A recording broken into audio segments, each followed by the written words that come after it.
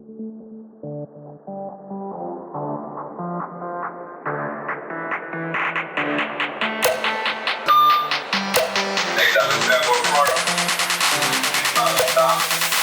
know someone who was raised on Muni. Spoiler alert, it's our guest today on Live and Queer.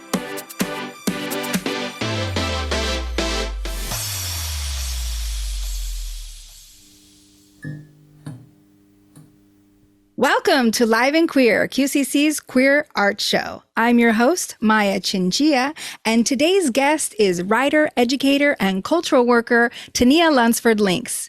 Tanea is fourth-generation San Franciscan who was recently in an exhibition called Muni Raised Me. So you know she has some SF pride. They're also going to have a show in this year's National Queer Arts Festival about the legendary Club Q. I'm really excited to talk to her. But before we bring on Tanea, quick announcement. Today is the last pre-recorded episode of season 2. No! God, please, no! No! No! No! We only have one more show to go, but it's finally going to be live. Happy! Live and in person, live streamed, live mischief. But it's going to be amazing. So check out QCC's socials to find out how you can come and be in the audience. I cannot wait. But enough about us. Let's bring on Tanea. Tanea Lunsford Lynx, everyone. Hey. Hello, Maya.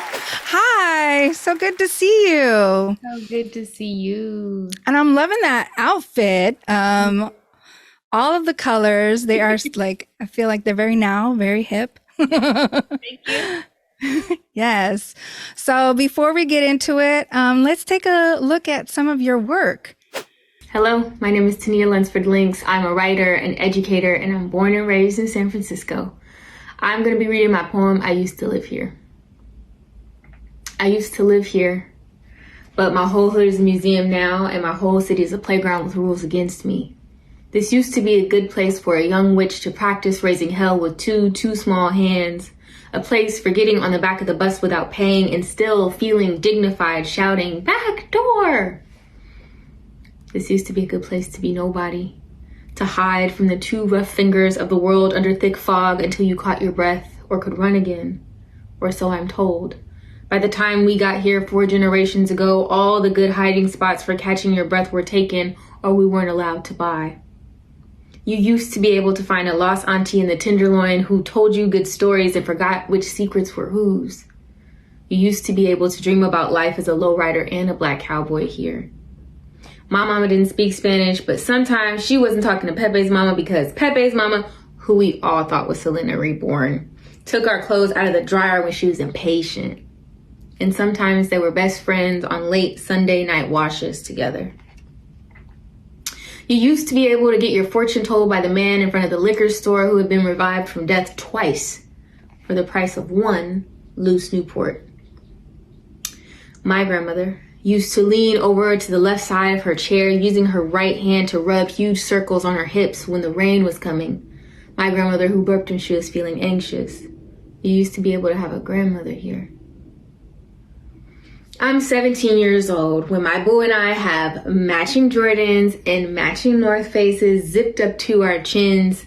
We kick out the red stop request signs on the M train and put them on a necklace and wear them like a prize. The first time going into the tunnel at West Portal Station, I thought I was so big, so I crouched my neck into my shoulders so as not to bump my head. And I was transformed into someone who was from here on the other side. There is an entire microcosm of a dark world ruled by second grade teachers in the tunnels between West Portal and Van Ness stations. I have seen them with my own eyes. Where is the imagination in this city? It ain't even a Blondie's downtown no more. Where are all the black and brown children in this city? Some are being treated like extinction. Speaking of, they dug up our bones when they turned over the dirt in the projects where Anthony's granny used to live. It's a high-rise now, with the best views any building built on black backbones could build, or so they say. They won't let me up to see the view. My head fell off while running to catch the 54 again today. It's an anniversary. I remember missing the bus like this when I went home to my great-grandmother, our famous mustard seed. She sewed my head back onto my neck again and sang me her famous mustard seed song called Girl, You Ain't Got No Options. She sang it in the panic, soprano, falsetto voice, the one in the key of, this house just won't burn down, will it? The one in the pitch of a tired 24-hour Safeway light. And it was soothing to me. I used to live here. Several leagues beneath the sand and sea at Ocean Beach, where people are burning out fog machines to keep the attraction going, there's another layer of an alternate reality. A universe where I can't find parking anywhere in the Mission. And the light goes out at my grandmother's old house, but none of us lives there anymore.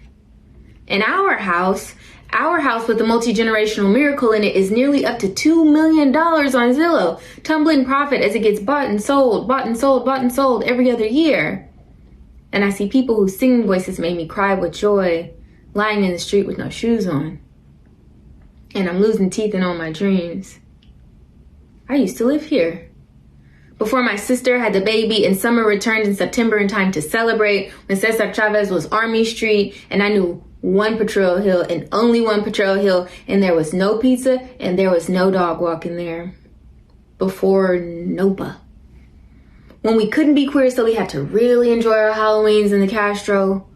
And when the Metreon was still new, and the Fast Slide in Yerba Buena Gardens was the top of the world, and downtown was a Friday night activity brought to you in part by a long paper transfer or a pass with a Y on it. I know hood talk and hippie talk. I know hyphy, I know gumbo. I know that you don't have to get out of the car to enjoy the view, but the wind has magic in it. I know that nobody puts their feet in the water, but there's a blessing in it for you if you do. I used to live here, and I'm coming back for all my stuff.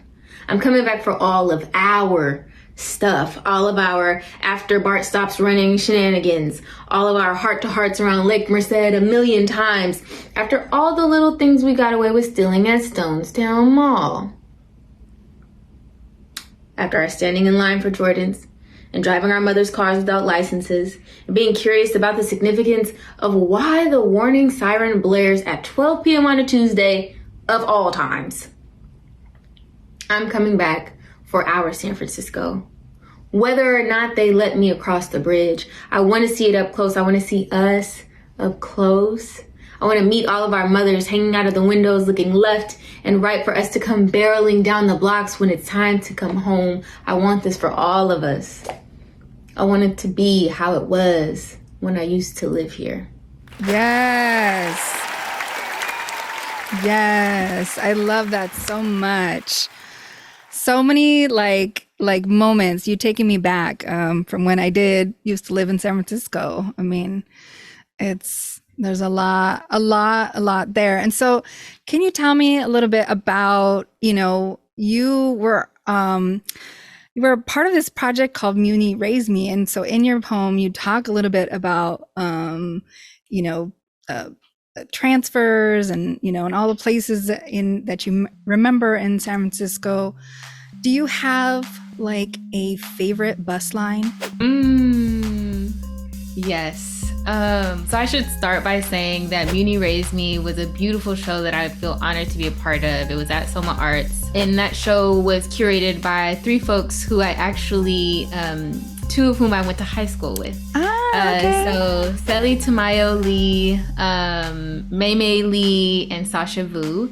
They're all artists and curators, and so they brought community together to think about what it means to be raised in this city. And so a lot of preparing for that project was thinking about my favorite line. And so one of my home lines is the M and the 54.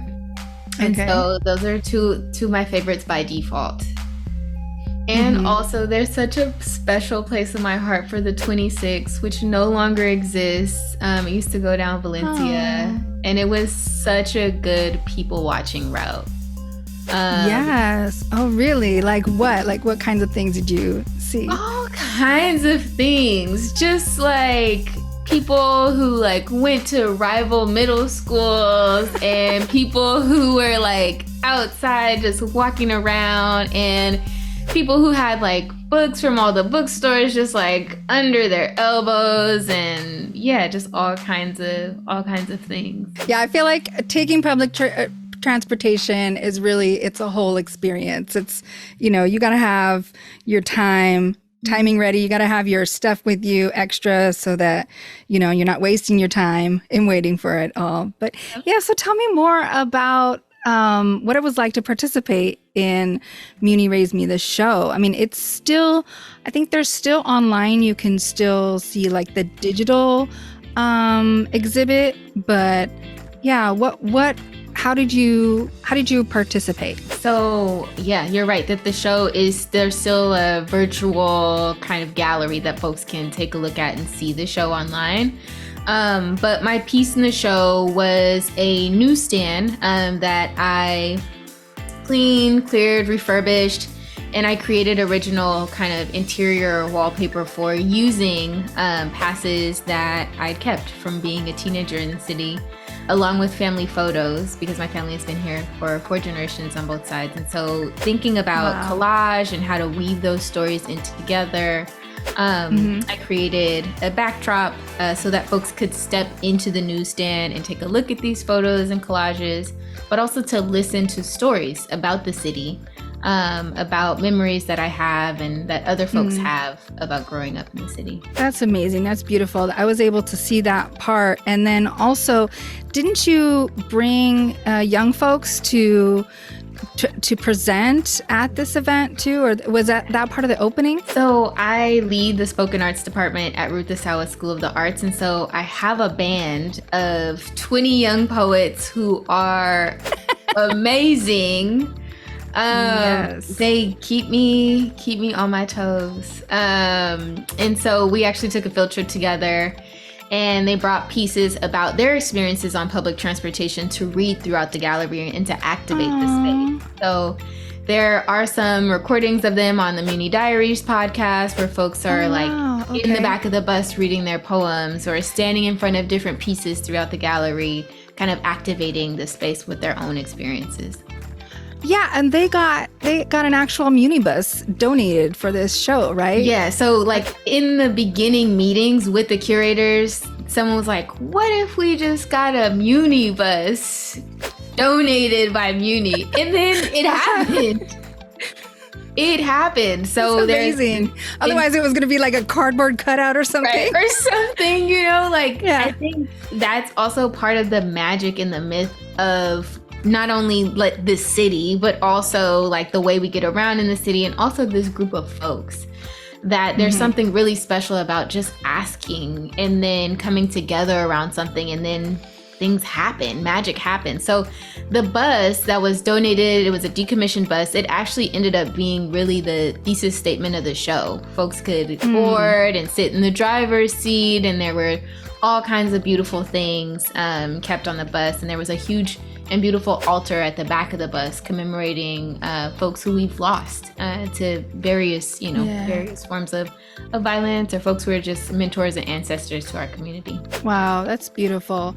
And do you have a favorite Muni color scheme? The Muni of my youth was orange and yellow and brown. That feels really special to me. I think partly because we don't really have an acknowledgement of it, and so it feels like I can't forget it.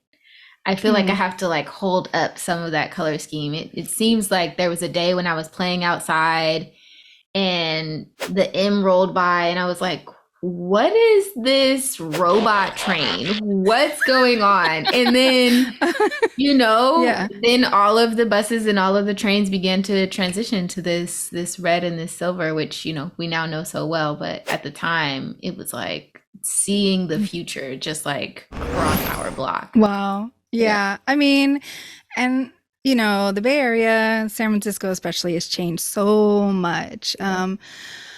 What do you think, what are some of the things that you think are of note that have changed, in the times that you've been here, that we, things aren't like they used to be, right? But what is it that people should kind of know, that you're interested in and that keep popping up. I think the biggest thing that I miss about the city, and I hope folks don't forget, is actually they aren't things, they're people.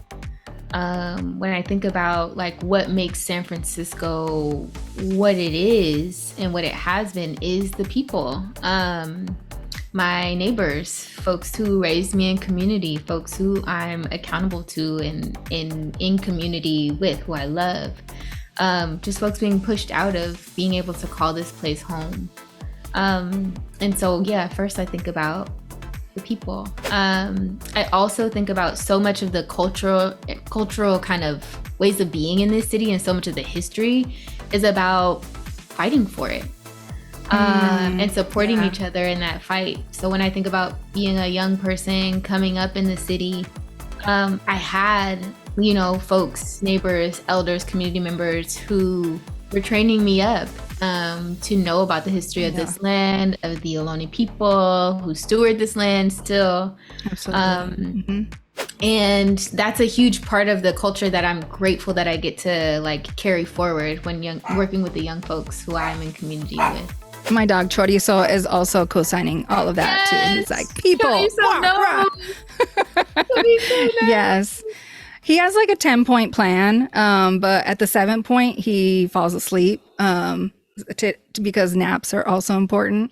But yeah, he's down with the rebel. He is down. Yes. So you're doing a show that's like a retrospective of Club Q. Tell me, what is Club Q? So the event is called Remembering Club Q. And when I was at the San Francisco Public Library as a resident, I was always in the archives. I love being in the History Center and taking a look at what's Nerd there. alert. Yes. Love them. Archives. It's me. And my favorite part is when they bring you out like original items that you can touch, and they give you like little white gloves to touch them with. I'm like, yes, so special. So one of the things that I got to like sit with and visit with were these photo archives from Club Q. Club Q was a party that started in San Francisco in the late 80s, and it was ran by DJ Paige Hodel, who's still a DJ today. And it was a space that usually took place every first Friday or so in San Francisco, and it was a club, a party, a community. There was always like a huge dance show, like choreographed dance show that took place on stage at like midnight. It was a party that I was too young to go to. But as an artist now, I get to bring folks together to remember it, and then like kind of try to like inch my way into that history by living vicariously with them.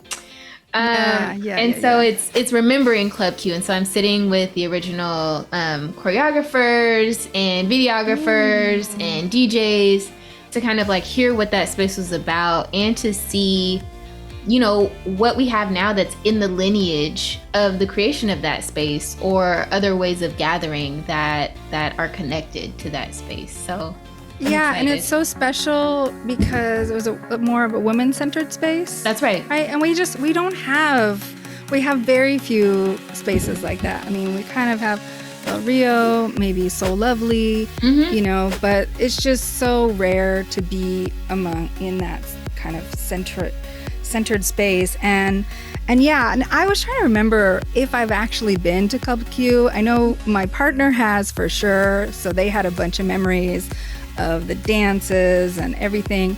But for me, I think the early 2000s, when I was really going out, are a little bit blurry. They're all starting to melt together. You were having some fun, Maya? You were having fun?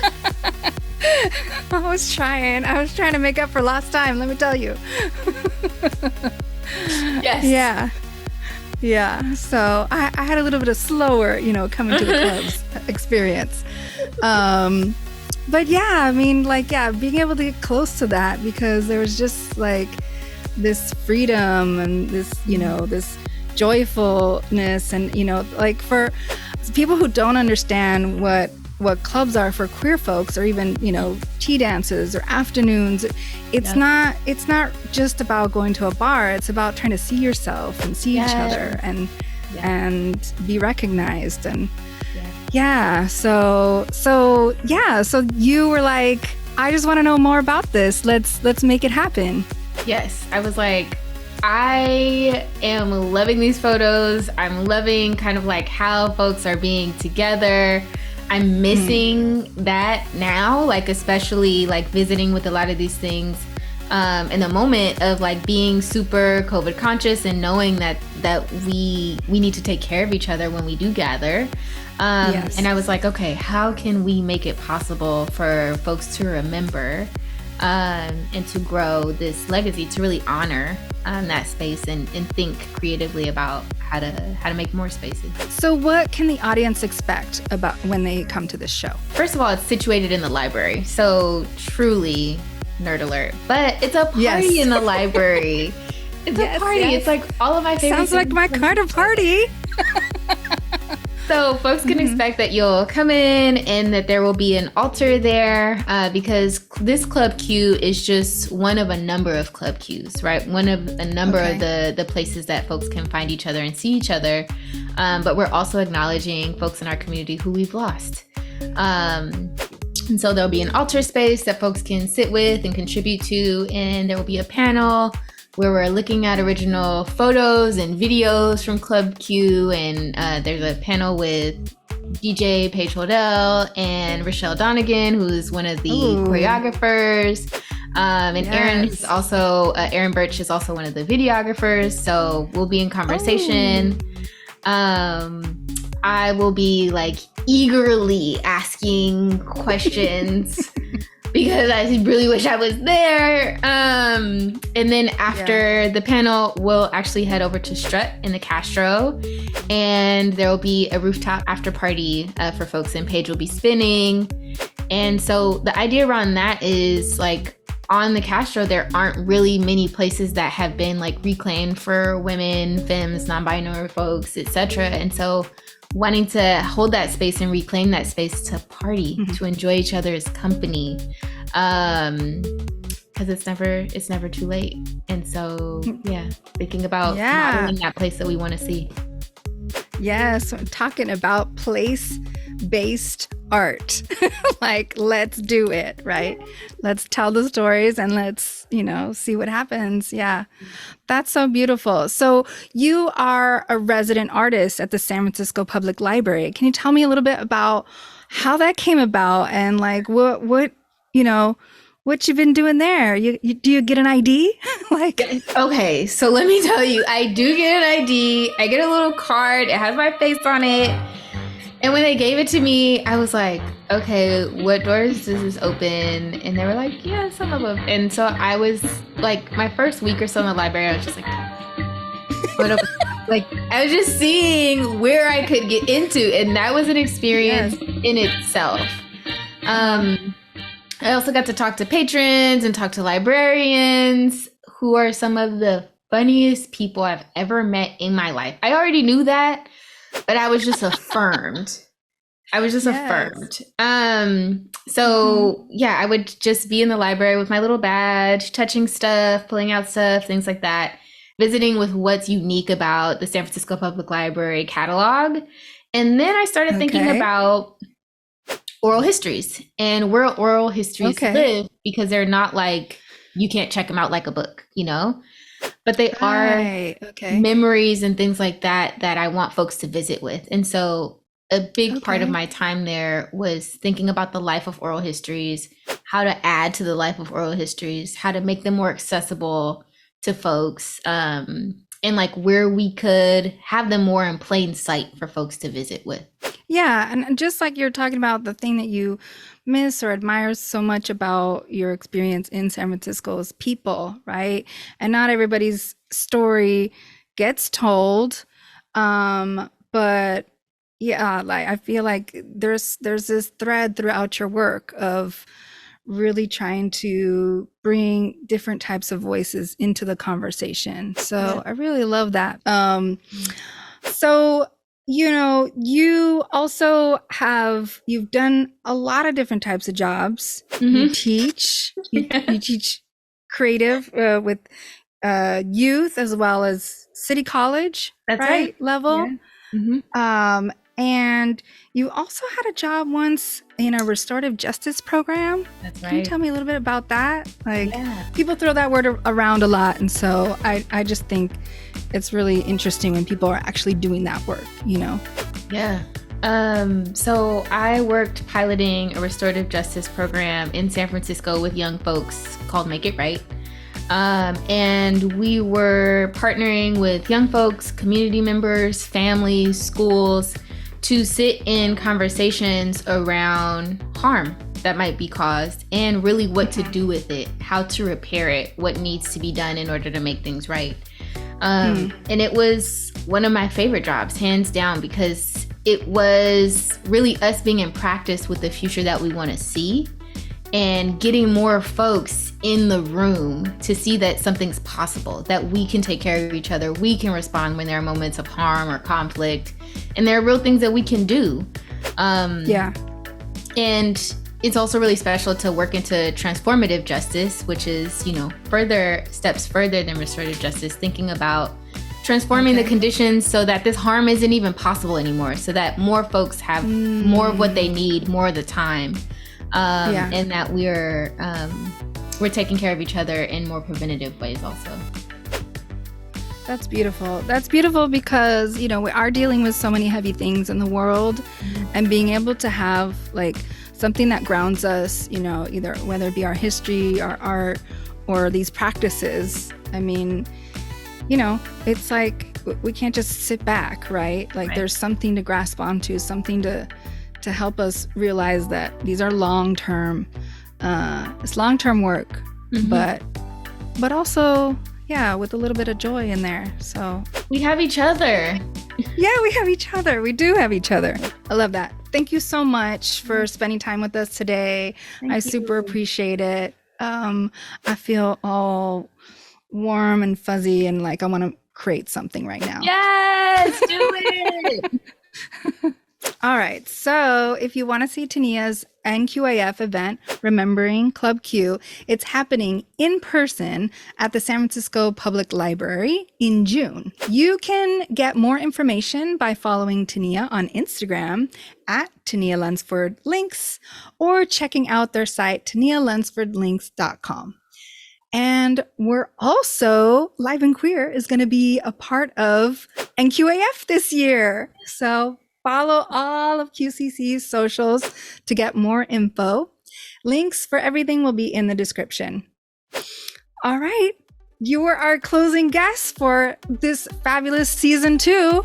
And then I'll hopefully see you all in the National Queer Arts Festival. Bye, everybody.